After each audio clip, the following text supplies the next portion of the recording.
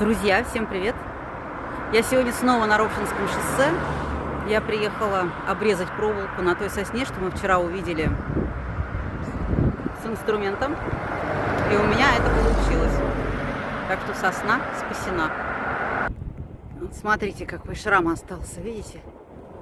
Вот вокруг дерева. Он передавливал ее, бедную, очень высоко. Еле достала.